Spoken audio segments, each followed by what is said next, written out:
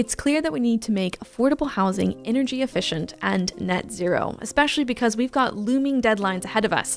Throughout the country, our goal is to be net zero by 2050. In other areas like Greater Manchester, that goal's a lot sooner. It's 2038.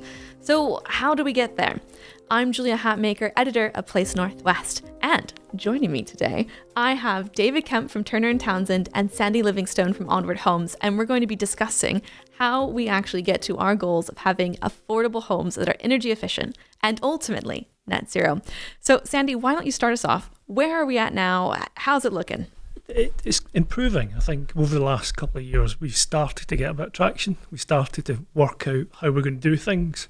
You can start to see some of it becoming more mainstream. For us, we think we know how we can build zero carbon and use housing, new build housing. We can see some of the pattern. We have retrofitted tens of thousands of houses across the Northwest. As a housing association network, we're on track to do our first 1,000 by the end of this year. And we're also starting to identify those houses that can't be retrofitted or will never achieve zero carbon and have to be regenerated, so we need to replace them. So I think positive direction of travel, but I think it's the whole thing of looming deadlines for our customers. How do we get to the point where that home is affordable to rent or buy and live in, and how do we hit those targets in Greater Manchester, and how do we accelerate in the back half of this decade to achieve that objective? Okay, so if we were just going to continue where we're at now, do you guys think we would actually achieve our net zero goal?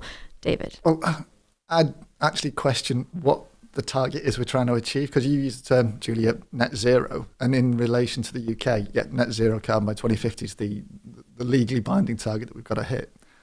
In Greater Manchester, it's not net zero, it's carbon neutrality by 2038, which is something different, to be fair. The definitions around net zero and carbon neutral, net zero is harder. It's all about reduction of energy demand, reduction of carbon as far as practically possible before you start to look at things like offsets and stuff like that. Whereas carbon neutral, you can be carbon neutral tomorrow, but it means, it could mean not changing anything at all about what you do as a business. You don't even have to retrofit stuff. You just have to offset or produce enough renewable energy to offset the carbon that energy is generating associated with your current operation. So in that respect, we still have a little bit of uncertainty and confusion in the marketplace, even amongst housing providers, regarding what it is that we need to do and what it is we need to achieve. Yeah, and I think David's right about confusion about definition. But I think if you go on the basis of, for us, it's what are we doing for our customers? How do we help them, and how do we actually help the community that we're working in? It makes it much easier for us to get an emphasis and and I think one of the things about, we will eventually have to eliminate carbon from supply chains, but you need to make a step change before you do the next bit. So it's starting to set a set of steps out to get to the goal that you want that are actually achievable now. And if we don't do that, then in effect we will never actually accelerate enough to achieve the actual climate change target that we've got. I think so. I think our thinking is driven by that concept. Rather than, and by doing that, what it's a bit more pragmatic, we think we can get traction. Now, will we achieve what we would like to achieve by the end of the decade unless we accelerate? The answer to the question is no. Well, David, now that you've poo-pooed all over my 2050, 2038 timeframes, where actually do we want to be then? What is the goal that we should be having? Oh, crikey. Well, we will have to revert back to 2050. I think we have a legally binding commitment as a country to be net zero carbon by that date, and everybody has a significant part to play within that. And I think it's fair to say the social housing sector can take the impetus, and it can act as that catalyst, as it has done in other areas, in relation to achieving that particular target. If we're looking at it holistically, yes, we're looking at carbon within the supply chain. That is very, very complicated to figure out and assess and equally reduce. The negative impacts of those emissions. It's really, really complicated to respond to that. What is the right target? And I think, to be fair, from a social housing provider perspective, we've got this concept of EPCC, so Energy Performance Certificate rating of C by 2030, is it? Yeah. I think, thank you. I did know that. As well as internal targets set by respective housing associations boards. So I think some of the landlords in Greater Manchester are going for EPC 2030 and zero carbon by 2050, even though the combined authorities set carbon neutrality by 2038 as the date. Even within the different distinct boroughs of Greater Manchester, Manchester City Council has a different target to Greater Manchester, as has Oldham Borough Council. So there is no right or single answer to when do we need to be zero carbon. It'll depend on the context and the specific considerations that organisation faces. And David's right in that there's this thing about carbon targets. Actually, we are setting up to be EPCC by 2030. We're also, at the moment, it's 2050 in terms of zero carbon for us.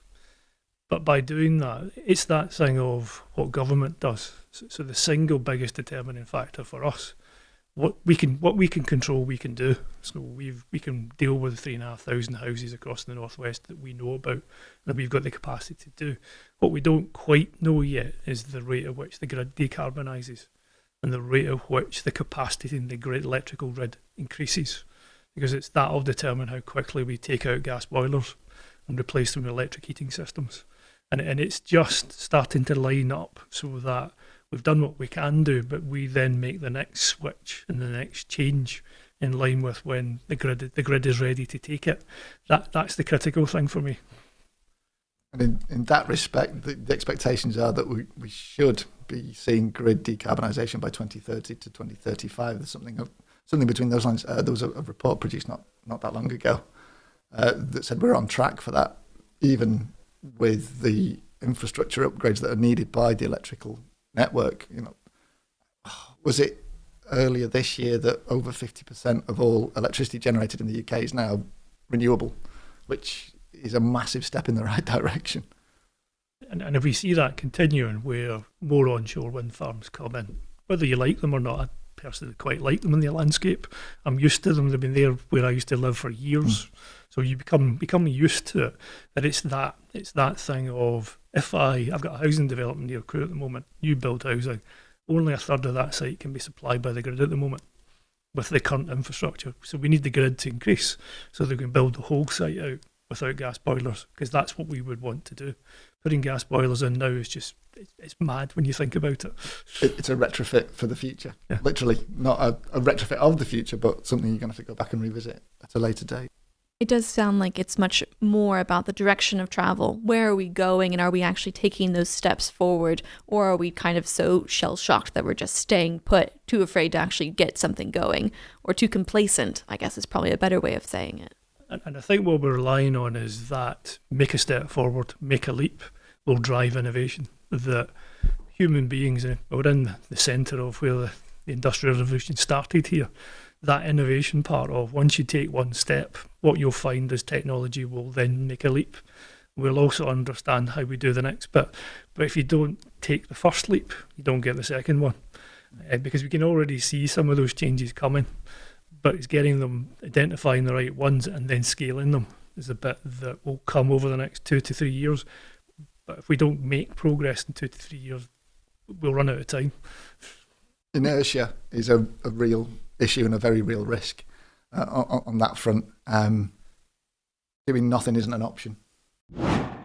So we now know where we want to be, where we are now, where we want to be, and why we want to get there.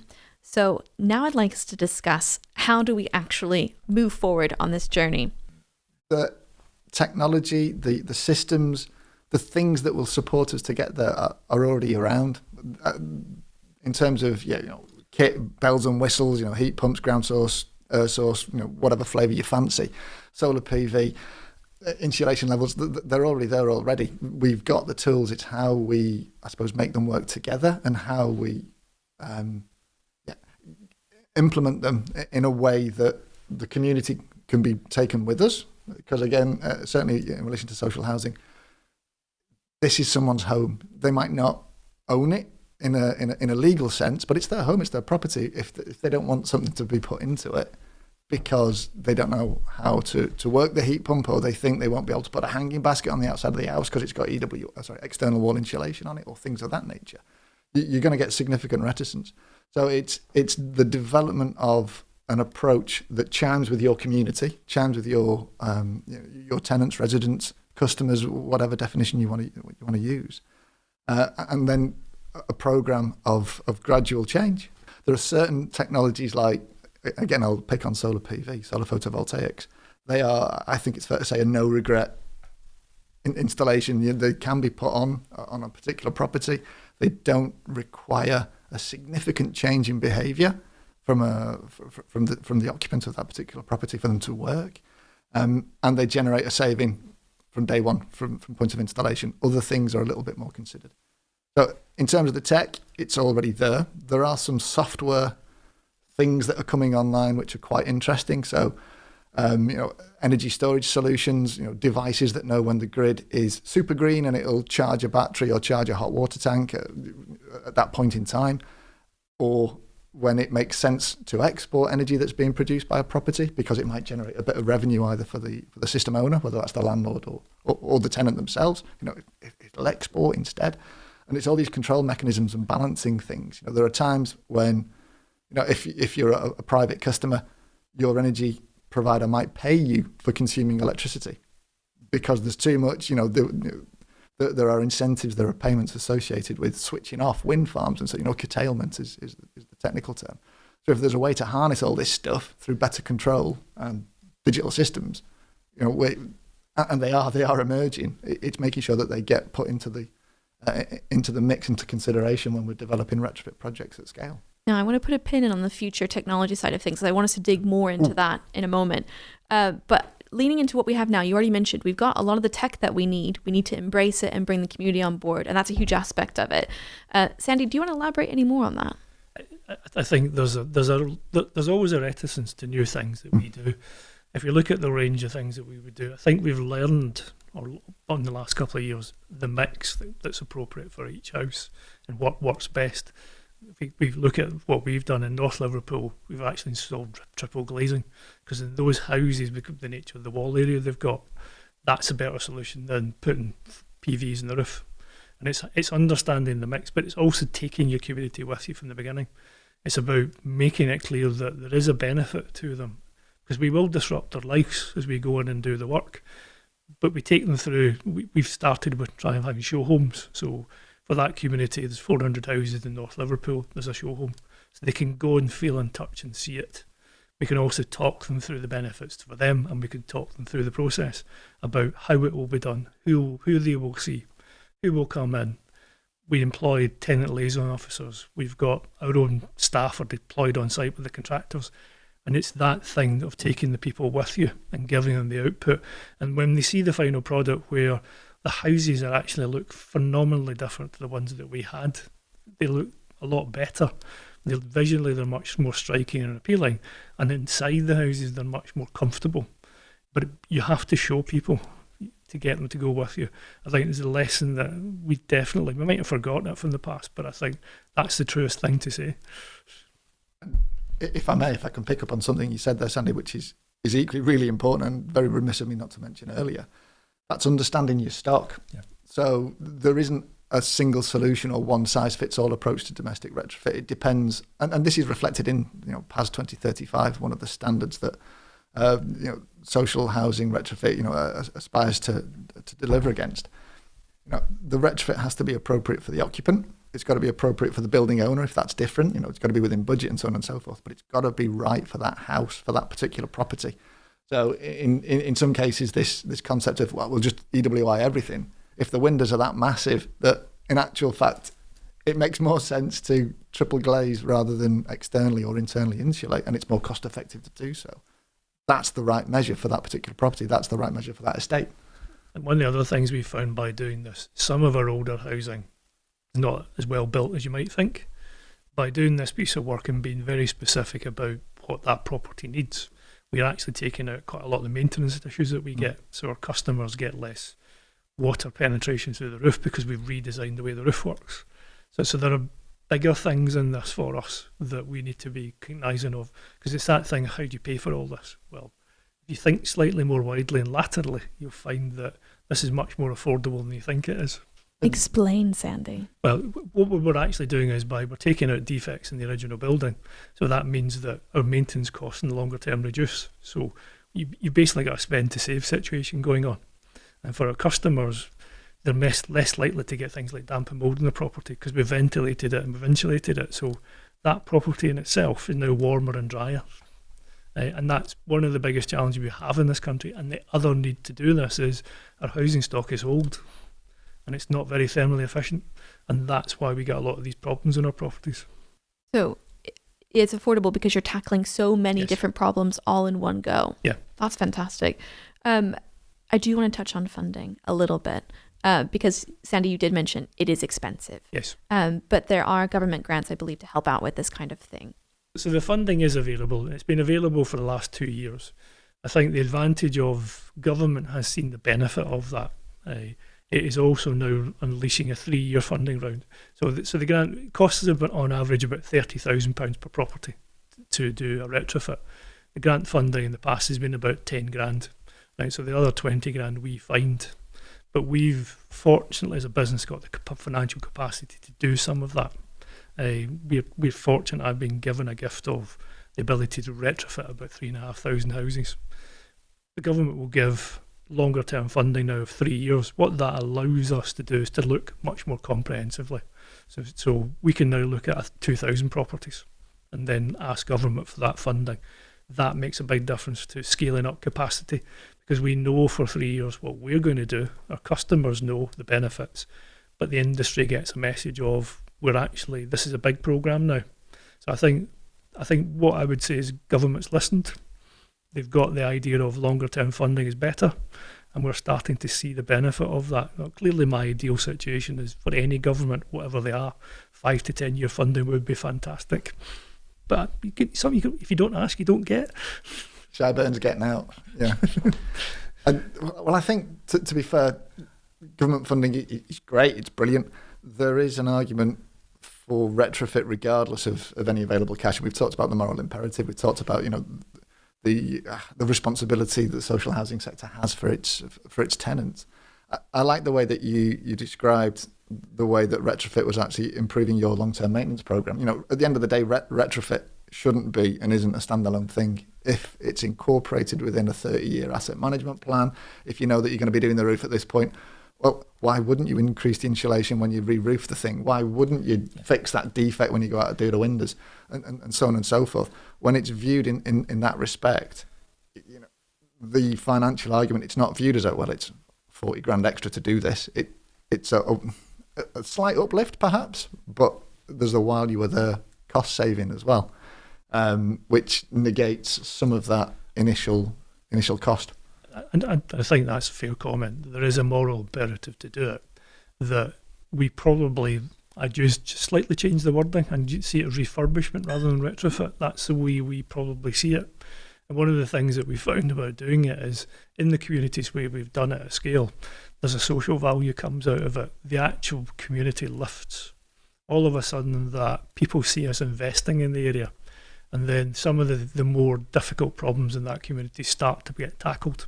So it almost gives you a bit of regeneration in terms of community cohesion, taking a bit of pride, because you're giving it such a scale of impact that we found in areas that we've done it that all of a sudden we managed to pull together social value investment programs with the council, the local community groups and other housing associations that makes a difference in that area because it's getting more than just that refurbish and retrofit. So I think David's right, there's more of an imperative than just seeing it as something you should do. Well, yeah, and there are equally cashable benefits associated with that. So we're aware of some larger financial institutions that would bankroll social housing providers. They're offering preferential rates on loans. And we know when a landlord's refinancing its loan book, if that landlord's got a credible plan to achieve net zero, zero carbon, whatever the appropriate target is, that chimes and aligns with the financial institution's own carbon reduction targets and objectives. So rather than paying, 5%, whatever the going rate is for a couple £100 million off NatWest or TSB or what have you, 0.5% on that because you as a borrower are committed to this particular journey does add up to quite a chunk of change. And equally, I suppose some of those maintenance benefits, because we've addressed damp and mold within that property, there aren't those reactive calls to the mold squad that goes out and bleaches stuff, 3 times a week or all right, being deliberately provocative. But in many cases, undertake repeat visits to individual properties. These all add up in terms of cashable savings. So regardless of free money that may or may not come from whichever government's in power of the day, there is financial sense in doing this. So I've been taking notes this whole time, and here's my brief recap. You guys let me know if I've missed anything about how we're going to get to our EPC and net zero goals. We are going to acquire data. We are going to assemble all the data imaginable about our estate, where we're at, so we can actually have an educated plan of action going ahead.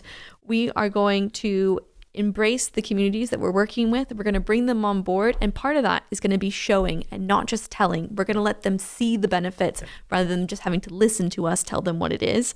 We're going to embrace the existing technology that, that's already there and utilize that the best we can. And we'll be able to do that because we've got all the data. And what is more, we're going to be focused on doing this holistically and not just letting it be a parachute in, fix one thing, call it done. It's really looking at how we can be using refurbishment to improve all sorts of aspects of these homes. And we're going to focus and keep our mind focused on doing this at scale in a long-term investment. Is there anything I've missed, guys? I think I say, should we just go now? Yeah, an excellent action plan then. Everyone else take note. All right, so now we've heard a little bit about how we're going to get to our net zero and EPC goals. Let's look towards the future. I want to know, what is on your wish list, guys? What would make this delivery aspect of things so much easier? David, you've already touched on some future tech that you'd like to see in terms of having more control over the actual controls of energy flow. Sandy, what kind of tech would you like to see? Or we can look beyond tech. Well, so what I would love to see is that the innovation part, because one of the really interesting parts of this is seeing how things innovate and change. So I think we will see better battery technology. We will see things like photovoltaics built into roof tiles. We will see products that the insulation that you need to put on a wall to make it better thermally is a lot thinner than it's been in the past. We'll also see some things about smart wall type of controls where the actual property starts to learn how you live in it. So it switches off and on the heating depending on how you use the building. And it does that clever thing of it's where the technology takes you in terms of your electric car becomes part of your battery storage. These things they're not science fiction, they are science fact. It's about that and scaling that industrial might to actually make them mainstream. And I don't think we're far off. I think it's about the next 5 years we'll see it. But one of the other things that really excites me, because we've got lots of older buildings, and that concept of not leaving anybody behind because it's too hard, is how you tackle a 200-year-old Georgian property, townhouse, right, with big windows, high ceilings. How do you deal with that? So there are some products starting to come in about, that's where the thinner insulation comes. There's a thing called a flutter shutter, which is a type of blind that comes down and deals with the fact you've got a very small, thin window. We've also got things like air bricks that start to become, which is about ventilating underfloor areas in a property that actually are sensitive, so they'll shut off and shut on depending on what moisture's in the property. So you're not losing as much heat. Those things start to give me hope that for some of those houses with a lot of our customers live in, particularly in Liverpool, how I could actually tackle them and give them something that gives them the benefit the other customers get, and also deals with that thing of we're doing a holistic refurbishment of that property. Tackle it, and it's good for another 100 years. But that's the really exciting part, because that's the really challenging thing to do. And I have to say, just to kind of interject here a little bit with my own opinions, which I'm allowed to do every now and then, but the thing I'm excited about, all that technology you mentioned, and David, what you were talking earlier about with air source heat pumps and things like that, the thing that excites me is that as we move forward in the future, all of that's going to get cheaper and cheaper. I mean, we just look at our cell phones now, and they are essentially personal computers. And, 20 years ago, that would have been so incredibly expensive. And now you can get a phone for like £500. It won't be the world's best iPhone, but it'll be a good smartphone. And just seeing how things are going to become more affordable, which will help with the scale up delivery, which you were mentioning is so important. And yeah, you picked at it there, Julia, and that ties in with the collaboration, the collaborative procurement and all that kind of stuff that Sandy mentioned a second ago. I think in terms of what I would like to see, all these technologies, yes, they're refinements, they're improvements, and they're integration kit and so on and so forth, software, that is coming. It is science fact, again, to use Sandy's phrase. The thing that I think I really would like to see is true collaboration and true partnership working at scale. So what we have seen historically, and I think to be fair, Greater Manchester's pretty good at this. No favouritism or anything like that, but I'm based in the Manchester office and I've worked with Sandy and his colleagues on the Greater Manchester housing providers for some time. But yeah, as a group of landlords, they work collaboratively in the truer sense of the word. We have seen in other parts of the country, collaborative procurement exercise where it's just effectively pilot high and sell it cheap. And there isn't any consideration to how then those members of that consortium go to market. So if everybody is going to market for the same product from the same installers at the same time, you do get pinch points, you do get capacity constraints within supply chain, and you get inflationary bubbles, real high peaks. Whereas if by working in partnership and collaboratively, you can develop amongst 4, 5, 6, however many landlords there are in that consortium, a really long-term considered delivery plan.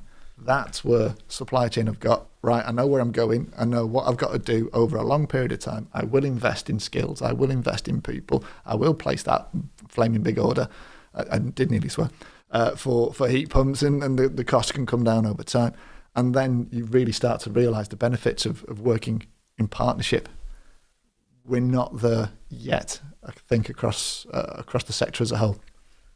And I think that's a fair comment. What we've got in the Northwest is the ability to collaborate through the devolution.